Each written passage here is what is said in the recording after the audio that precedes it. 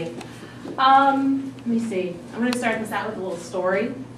It was probably, let's see, about 2005, maybe late 2004, after Barack Obama was elected to the Senate.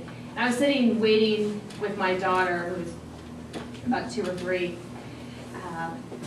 waiting for my eye doctor. And there was the cover, does everyone remember Obama was on the cover of Time? Well, actually, he was on the cover of a lot of magazines, but there was Time sitting there in the waiting room, and I picked it up, and I pointed it to her, and I said, he's going to be the president. He's going to be the next president. And, you know, she's 2, so she smiles, nods.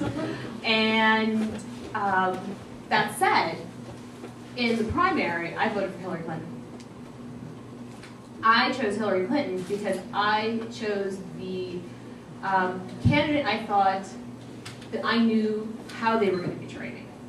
I thought I knew how Hillary worked, how the Clintons thought, and that if she is going to stab me in the back, I know. I'll know when it's coming in, and I'll expect it, and I won't be so shocked. As so many of my fellow friends who were so obsessed with Obama that they didn't see any of it coming. Particularly the people who don't live in Chicago. I've been active with the National Organization for Women for almost 10 years now. And so I go to DC, I go to the meetings, and they're always asking me, obviously during the primary, you know, who is he? Who's this guy? When he was running for Senate, who is he? Who's this guy? You know, I don't know Brock like Ed does, so I have this level of distance. But being in Chicago, I also know this, you know, what we all know.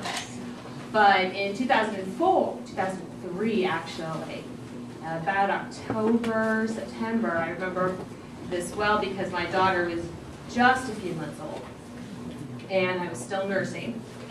And I decided this was my first big meeting that I was going to go to without her. I'm definitely a lactobacillus, so I was breastfeeding in public a lot, but I decided this meeting was important. I just needed to, you know, let my wonderful husband have her and all that stuff. And I remember this carefully because I had to go and pump just before a certain candidate wanted to come up to the Illinois Now PAC meeting and ask us for our endorsement for U.S. Senate for the Democrats. And I came out of that endorsement session, and my husband asked me how it went, and I said it went really well. It was really interesting hearing from all the different people, Gary Chico, Blair Hull, Nancy Skinner, and then this guy, Barack Obama, who really wowed me.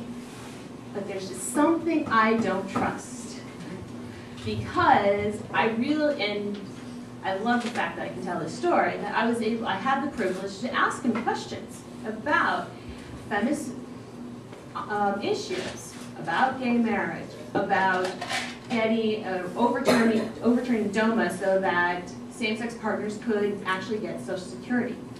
That's one of the 1,200 some things that same-sex couples are not benefits of because of the Defense of Marriage Act that Clinton signed.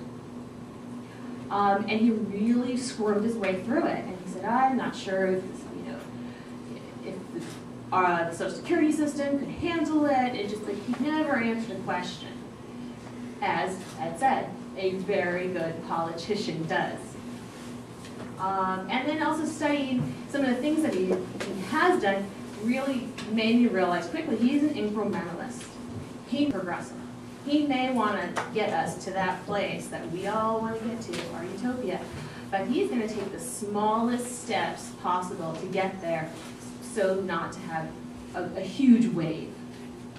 You know, the smallest steps, we're going to tiptoe our way there. If we make jumps, somebody's going to get upset. And even these tiny steps that he's trying to take, and we're trying to push him to take, are, you know, making Rush Limbaugh and Newt Gingrich. I can't believe Newt Gingrich is still back on the plane. He's the one I'm scared of, actually. Him and his newfound Catholicism.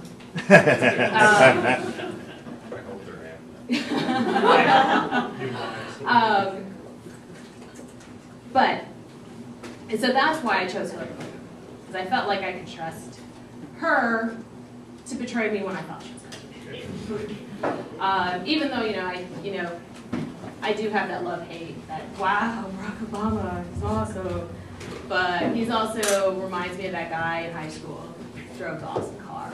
It's like, hey, he's very Bill Clinton-esque in that way. Yeah.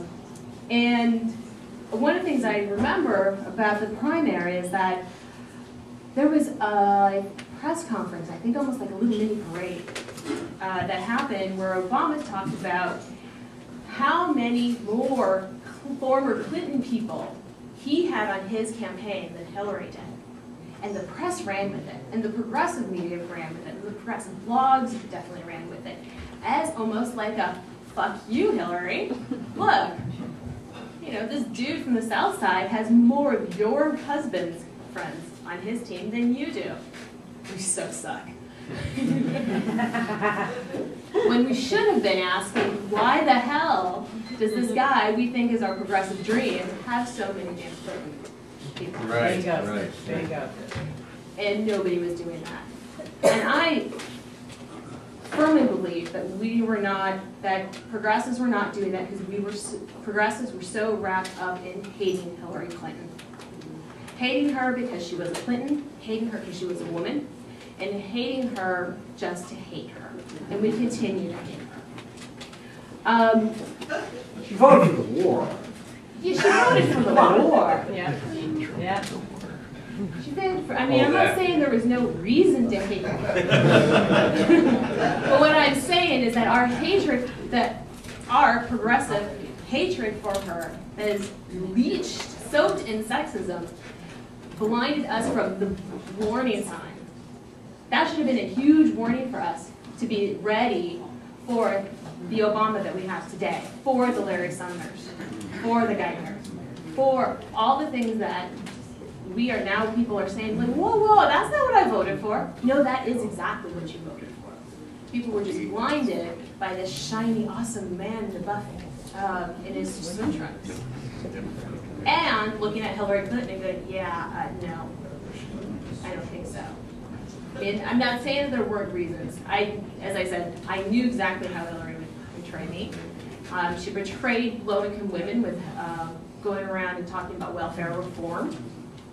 The Clintons signed FCC deregulating the media, which leaves us with some of the crap that we have today on the radio and newspapers.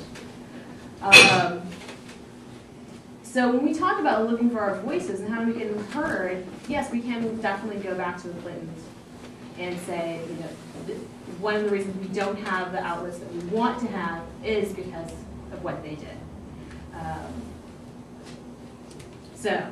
Anyway, but we have to address the issue of sexism that happened in the primary and in the general election. And I say this as the woman on the panel, and as that we have to have our voices heard. We have to have everyone. We have to be willing to listen to everybody and listen to what kind of messages we are also portraying. So we can't blame some of the issues that we're having in the economy and the banking because some Ashley Dupree was a hooker. We have to blame the dude who was actually using her. Don't let the women take the fall. Because we're not this big. We fall back on these stereotypes.